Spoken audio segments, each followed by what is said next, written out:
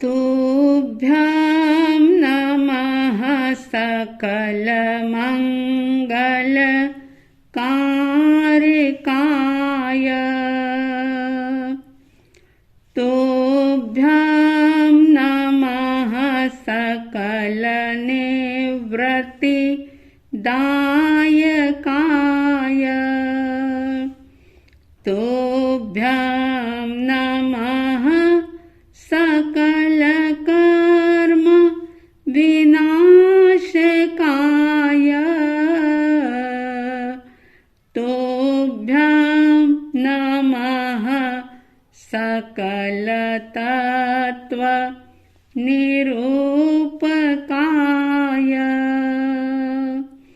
तुभ्यं नमः सकलतत्त्व निरूपकाय।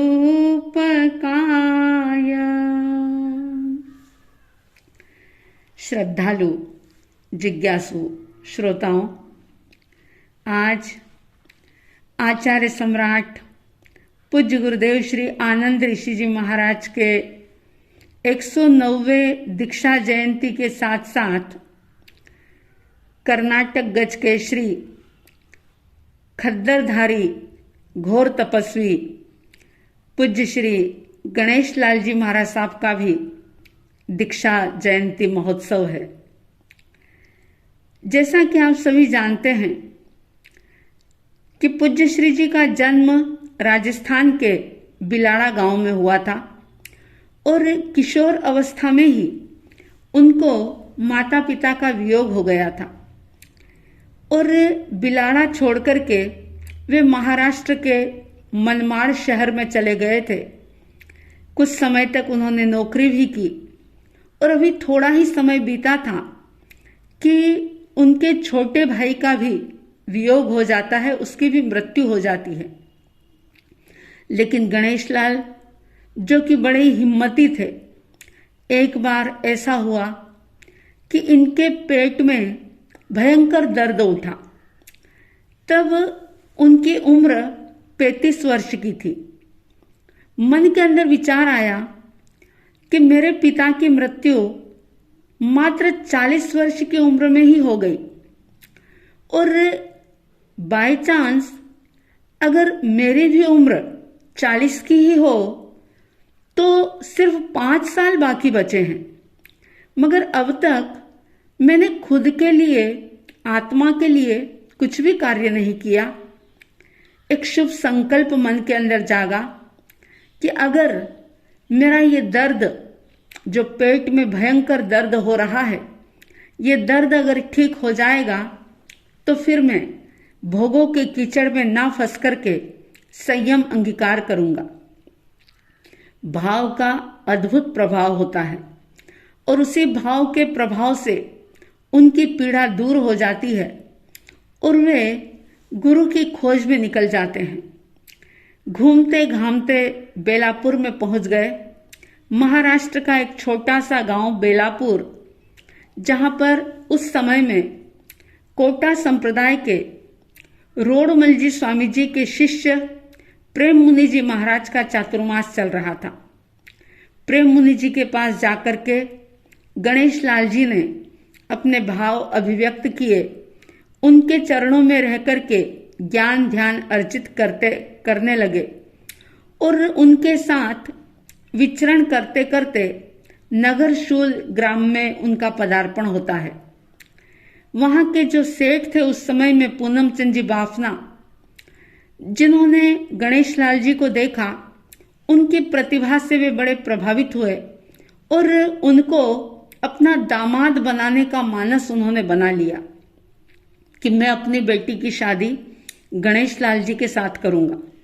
लेकिन बाद में पता चला कि इनके तो दीक्षा के भाव हैं, तो उन्होंने इसी मिक्सर सुदी नवमी को नगरशूल ग्राम में ही पूनम चंद जी बाफना ने खूब धूमधाम के साथ गणेश लाल जी का दीक्षा महोत्सव करवाया।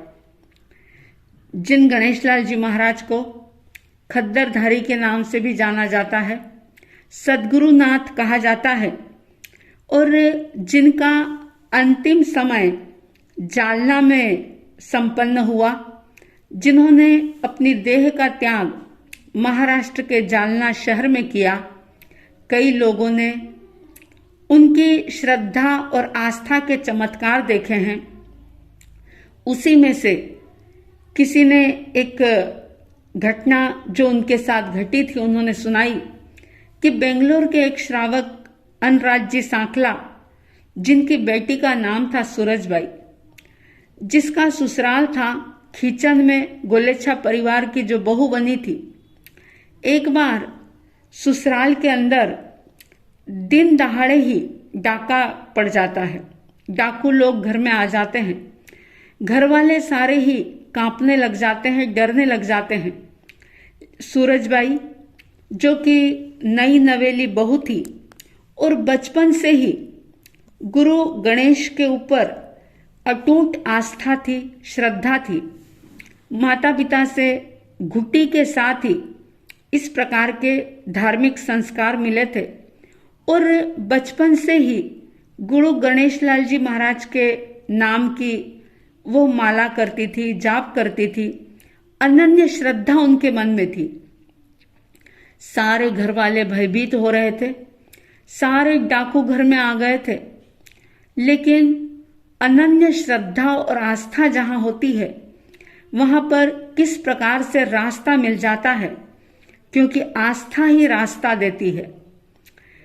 उस सूरजबाई ने क्या किया कि उसी वक्त अपने सारे गहने निकाले, क्योंकि उस जमाने में नई नवेली बहू जो कि खूब सारे जेवरों से, गहनों से लदी होती थी, बहुत सारा जेवर उनके शरीर पर पहना हुआ था।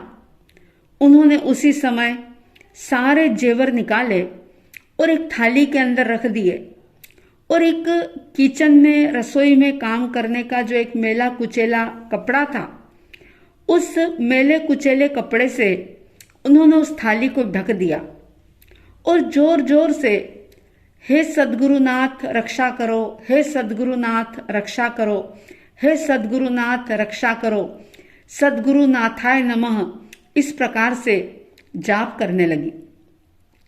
डाकुओं ने पूरा घर छाना, क्योंकि गोलेच्छा परिवार खीचन का जाना माना परिवार था, खूब संपन्न परिवार था। डाकुओं ने पूरा घर टटोल दिया, सब कुछ देख लिया, पर उनको कहीं पर भी कुछ नहीं मिला। सूरजबाई के सामने वो खड़े होते हैं, आते हैं और उनसे पूछते हैं कि इस थाली में क्या है। कपड़ा थाली के ऊपर ढका हुआ है और वो सूरजबाई से पूछते हैं कि इस थाली में क्या है।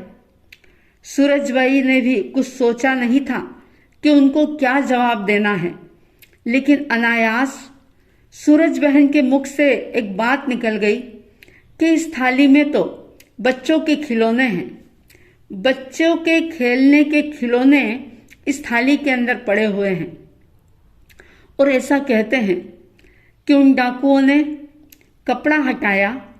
जैसे ही वो कपड़ा हटाते हैं, उन्हें जेवर नजर नहीं आए, गहने ज्वेलरी नहीं दिखाई दी, बल्कि उस थाली के अंदर बच्चों के खेलने के खिलौने उनको नजर आते हैं। इस प्रकार से गुरु कृपा से, यानी कि गौशाला के प्रेरक, घोर तपस्वी पूज्य श्री गणेशलाल जी महाराज साहब की कृपा से चोरों के सामने लाखों का धन है, लेकिन उन्हें कुछ दिखाई नहीं दिया। पूज्य श्री जी ने संयम लेने के बाद खूब उत्कृष्ट भावों से संयम का पालन किया, लोगों को मिथ्यात्व का अर्थ समझाया, संकेत का स्वरूप समझाया और गौशाला की प्रेरणा भी खूब दी।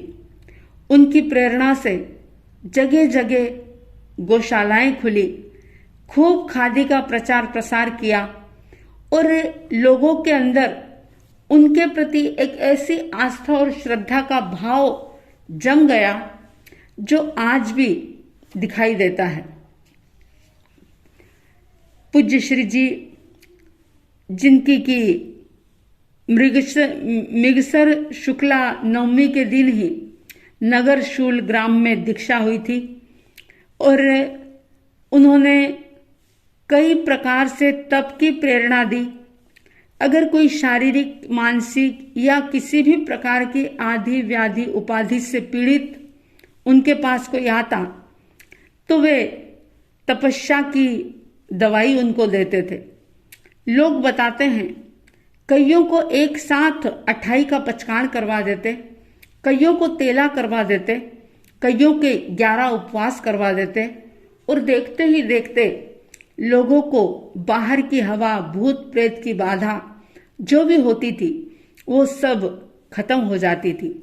ऐसे पूज्य श्री गणेश लाल जी महाराज, जिनका कि स्थानकवासी समाज के अंदर बहुत ही श्रद्धा और भक्ति से नाम लिया जाता है, उनका भी आज दीक्षा जयंती महोत्सव साध्वी द्वय की तरफ से उनके चरणों में भी अपनी श्रद्धा के सुमन समर्पित करते हुए पुनः पुनः वंदन नमन करते हैं।